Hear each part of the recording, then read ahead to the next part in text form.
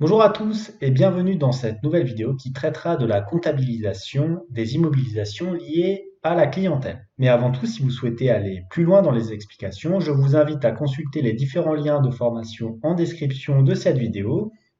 Et pour ceux qui ne souhaiteraient pas rater mes vidéos sur la comptabilité, la finance et les outils de gestion tels qu'Excel dans le monde de l'entreprise, je vous invite à vous abonner à la chaîne. Voilà tout, passons à ce petit point de cours.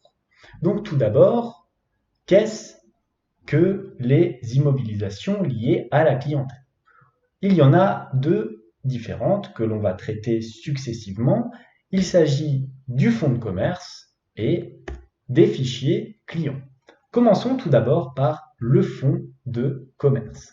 L'acquisition d'un fonds de commerce est constituée du matériel, des installations, du droit au bail, des brevets, des marques et autres immobilisations pouvant s'y rattacher. Chaque élément est enregistré dans sa nature qui lui est propre. Comment évaluer la valeur du fonds de commerce en ayant naturellement tous ces éléments matériels définis et justement chiffrables? Eh bien, vous allez voir, c'est très simple. La valeur du fonds de commerce sera égale à la valeur totale d'achat, donc ce que vous avez acheté comme commerce, moins la valeur des éléments enregistrés séparément. Je mets un petit point d'attention, pourquoi? Parce que la valeur du fonds de commerce n'est pas amortissable. Ayez bien cela en tête quand vous effectuerez votre comptabilité ou votre exercice de comptabilité. Passons à une petite application pour vous donner un exemple plus concret. Une entreprise acquiert un fonds de commerce pour 100 000 euros, comprenant du matériel pour 20 000 euros, des stocks de marchandises pour 10 000 euros et un droit au bail pour 5 000 euros. Voici les écritures qu'il faudra donc passer.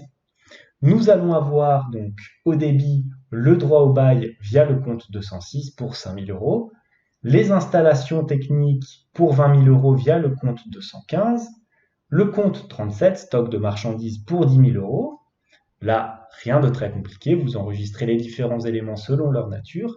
Et enfin, le compte 207, fonds commercial, qui va correspondre à la différence entre le prix de vente et les différents éléments chiffrables, c'est-à-dire les 100 000 euros de vente, moins les 20 000 euros d'installation technique, moins 10 000 euros de stock de marchandises, et enfin moins les 5 000 euros de droit au bail. Le tout sera soldé au crédit du compte 512 banque pour 100 000 euros. Vous voyez donc que cette écriture n'est finalement pas très compliquée une fois qu'on a saisi le sens de ce qu'est un fonds de commerce. Passons à présent au deuxième élément impliquant une clientèle, il s'agit des fichiers clients. Alors, pour les fichiers clients, deux cas distincts sont à étudier. Si vous achetez un fichier client, il s'agira là d'une immobilisation. Si par contre, vous décidez de créer vous-même votre fichier client, alors dans ce cas-là, il ne sera pas amortissable. Petite application très simple, achat d'un fichier client pour 10 000 euros. L'écriture est extrêmement facile. Il s'agira ici de débiter tout simplement le compte 208, autre immobilisation incorporelle, et de créditer cet achat via le compte 512 banque. L'élément le plus important à retenir lorsqu'il s'agit d'un fichier client est que si vous le créez vous-même, vous ne pourrez pas amortir ce bien-là. Il faut qu'il soit acquis et acheté. Voilà donc pour cette petite partie de cours. Merci d'avoir visionné cela.